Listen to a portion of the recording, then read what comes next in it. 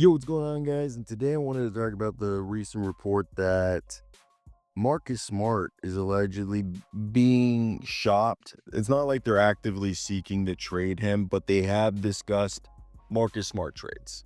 And if I'm going to be quite honest, it makes sense just where the Grizzlies are with Marcus Smart as a franchise. I think they've done a good job of replacing his minutes with the guys that they've developed internally.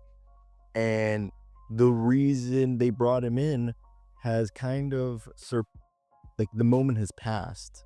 And no offense to him, he hasn't been healthy. So let's read you the report. This is coming from Tim Bontemps from ESPN. The report goes like this: the Memphis Grizzlies have included Marcus Smart in trade discussions over the last few weeks. ESPN says Marcus Smart has only played 38 games over the past 2 seasons due to a myriad of injuries. I love that word, myriad. And Jalen Wells, Vincent Williams have both been better than expected and were able to immediately contribute while filling the point of attack perimeter defenders role that the Memphis Grizzlies had been lacking. And with Gigi Jackson also having returned, Jake LaRavia also taking a leap this year, with Santi Alama looking like one of the better players you're going to be a free agent. Hopefully they can retain him.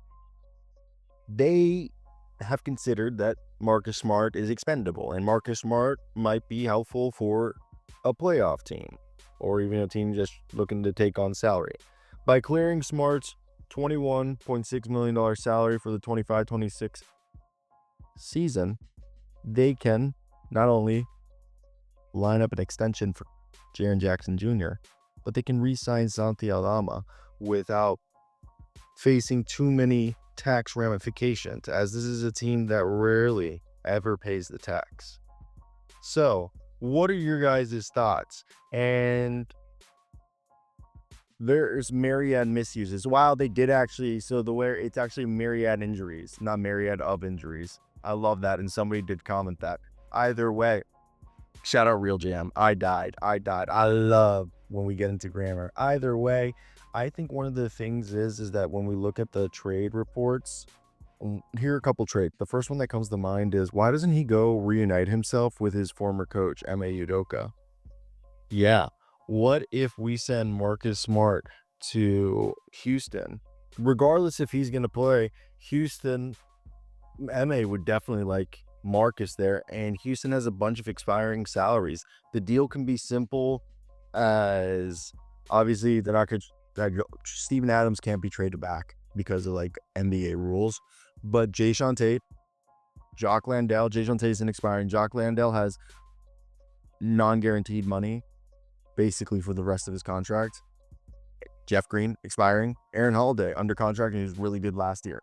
So what if we just do a little deal like Jock Landale, Jayshawn Tate, or Jayshawn Tate, Jeff Green?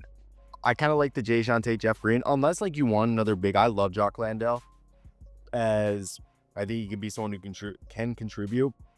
And the one thing is, I know the argument could be used right here that a couple of these guys aren't really playing.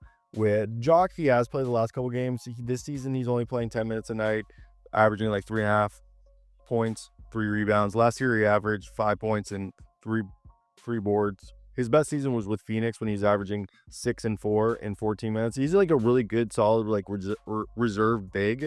While Jeff Green, Uncle Green at this point, yeah, man, he's only played in 13 games, 10.5 minutes, 4 points, 1.5 rebounds. Last year, he did play in 78 games, 17 minutes a night, 6.5 points, 2.5 rebounds. I think he just, first off the team, the players got better, but so he got pushed down.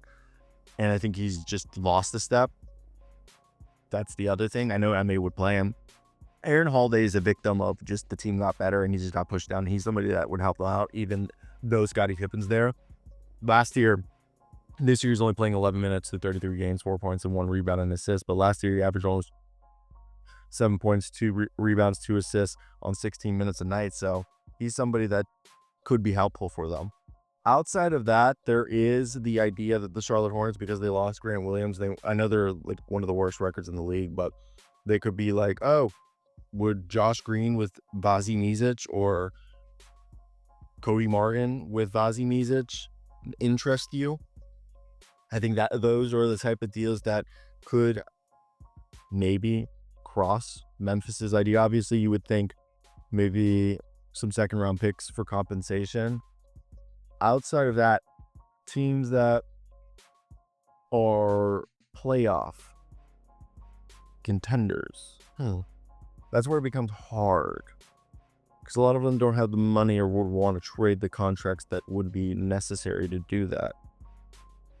If you look around, like, I doubt that a team, like, it's more likely a team, maybe a Portland Trailblazers were trying to move one of their larger contracts, and they'd be willing to take on Marcus Smart and a pick or something like that. Then I just don't see anything happen. Or like the same idea is like Bruce Brown, if they want to trade him, the Raptors, and get a guy that they could trade again down the road instead of just buying out Bruce Brown, they'd save money with Marcus Smart, and he's still under contract. Utah made a trade today, and the idea they could do what I said, like Colin Sexton, Marcus Smart goes there. That seems something that could help them out. Or a Cam Johnson trade to Brooklyn to bring Cam Johnson. I know they're like pretty pissed off at them. I don't think the Kings care to trade Kevin Huerter, or even the Grizzlies care to take on that. I think it would be expiring contracts. So maybe the Pistons want some help and they trade Tim Hardaway Jr. for Marcus Smart, and Tim Hardaway isn't expiring. Or the Denver Nuggets get desperate and they package like Zeke Nnaji and Dario Saric. I don't even think the money works there, because I still think they're going to be a couple million short in that deal. And if they were going to do that, might as well just go get Vazi Mizic and Cody Martin, or Vazi Mizic and somebody else off the Charlotte Hornets if I were the Denver Nuggets at that point, like Cody Martin and Vazi Mizic for that whole deal. But yeah, it goes with that whole thought process that another one could be Lonzo Ball if they just want to flip that and still get another large contract that's expiring. Those are the moves that I would think. I think they would just want to, if they were taking on money, if they had to take an increase on money, it'd have to be an expiring. I don't think they're going to take long-term money either. So yeah, I think those are the situations we're looking at if we were discussing a Marcus Smart trade. So if you guys are Memphis Grizzlies fans, what do you guys think? Do you guys agree with me? He's clearly not in the rotations, as we said. Scottie Pippen, Jalen Wells, Jake LaRavia, Santi Alama. Obviously the starting lineup of John Morant, Desmond Bane, Jaren Jackson Jr., Zach Edey has like really made it also a lot more difficult for a guy like Marcus Smart to get minutes. But I think when you look at the rest of the team, yeah, why would you even? Because yeah, they're starting Jalen Wells, which I said earlier, Jaren Jackson Jr., Desmond Bane, John Morant, Zach Edey when healthy. Now Brandon Clark's back. So he's been playing like kind of like the old role he's had. He actually, like, Brandon Clark looks decent out there. Scottie Pippen, Santi Alama. I know they're looking to move John Contra and Luke Kennard. Jay Huff has been good when he comes out. I know Vince Williams only played this year like 3 games, but like again, we know what he's capable of. Jake's been great. So to me, and Gigi just got back. I just think there's so much he's just expendable.